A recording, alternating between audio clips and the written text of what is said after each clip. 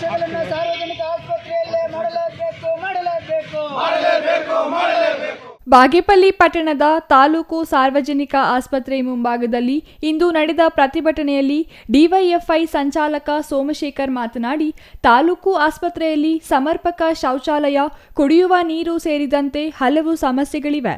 ಆದರೆ ಈ ಬಗ್ಗೆ ತಾಲೂಕು ಆರೋಗ್ಯ ಇಲಾಖೆ ಗಂಭೀರವಾಗಿ ಪರಿಗಣಿಸುತ್ತಿಲ್ಲ. ವೈದ್ಯರ ಕೊರತೆ ಗಣನೀಯವಾಗಿ ಇದ್ದು, ವೈದ್ಯರ ನೇಮಕಕ್ಕೆ ಸ್ಥಳೀಯ ಶಾಸಕರು ಸರ್ಕಾರದ ಮೇಲೆ ಒತ್ತಡ ಹೇರಬೇಕೆಂದು ಒತ್ತಾಯಿಸಿದರು. ನೇಮಕ ಮಾಡಬೇಕು.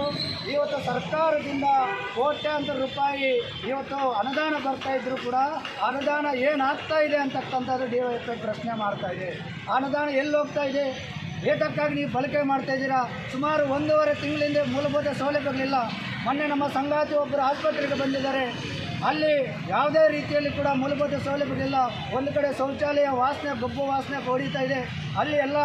ಅಲ್ಲಿ ಬಂದಿರತಕ್ಕಂಥ ಪೇಷಂಟ್ಗಳು ಅವ್ರ ಮೂಗೆಲ್ಲ ಮುಚ್ಕೊಂಡು ಇವತ್ತು ತೋರಿಸ್ಕೊಂಡು ಹೋಗಬೇಕಾಗಿರ್ತಕ್ಕಂಥ ಪರಿಸ್ಥಿತಿ ನಿರ್ಮಾಣ ಆಗ್ತಿದೆ. ಆ ಕ್ಲೀನಿಂಗ್ ಕಮಿಟಿ ಏನಿದೆ, ಆ ಕ್ಲೀನಿಂಗ್ ಕಮಿಟಿ ಮ್ಯಾನೇಜ್ಮೆಂಟ್ ಯಾರಿದ್ದಾರೆ, ಆ ಕ್ಲೀನಿಂಗ್ ಕಮಿಟಿ ಕಾಂಟ್ರಾಕ್ಟ್ ಯಾರಿದ್ದಾರೆ, ಅವರು ಇಲ್ಲಿ ಬಂದು ಉತ್ತರ ಹೇಳಬೇಕು.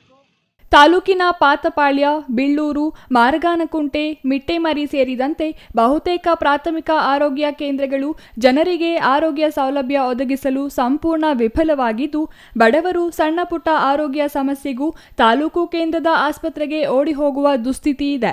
ಗ್ರಾಮೀಣ ಭಾಗದಲ್ಲಿ ಕೆಲ ವೈದ್ಯಕೀಯ ಸಿಬ್ಬಂದಿ ಬಡ ಜನರೊಂದಿಗೆ ಸೌಜನ್ಯವಾಗಿ ಆರೋಗ್ಯ ತಪಾಸಣೆ ಮಾಡದೆ ದಾಖಲೆಗಳ ನಿರ್ವಹಣೆಗೆ ಸೀಮಿತ ಎಂಬಂತಾಗಿದೆ ಎಂದು ಆರೋಪಿಸಿದರು. ಮದಕರಿ ಸುರೇಶ್ ಮಾತನಾಡಿ, ಆರೋಗ್ಯ ಮತ್ತು ಶಿಕ್ಷಣ ಸಮರ್ಪಕವಾಗಿ ಬಡವರಿಗೆ ದೊರಕಿಸುವಲ್ಲಿ ಸರ್ಕಾರಗಳು ವಿಫಲವಾಗಿವೆ.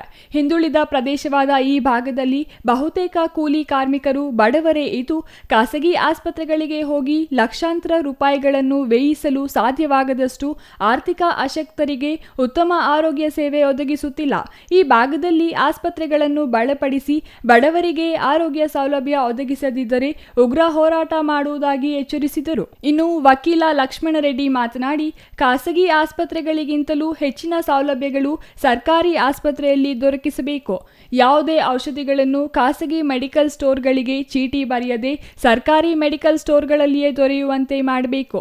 ಬಹಳಷ್ಟು ವೈದ್ಯರು ಹೊರಗಡೆ ಚೀಟಿ ಬರೆದುಕೊಡುವುದನ್ನು ನಿಲ್ಲಿಸಬೇಕೆಂದರು. ಈ ಸಂದರ್ಭದಲ್ಲಿ ರಾಮಾಂಜಿ, ಅಶೋಕ್, ವೆಂಕಟೇಶ್, ಮುನಿವೆಂಕಟಪ್ಪ, ರಘುರಾಮರೆಡ್ಡಿ, ಚನ್ನರಾಯಪ್ಪ ಮತ್ತಿತರರು ಹಾಜರಿದ್ದರು. Ganesh, CTV news, Bagepalli. ಪರೀಕ್ಷೆಗಳನ್ನು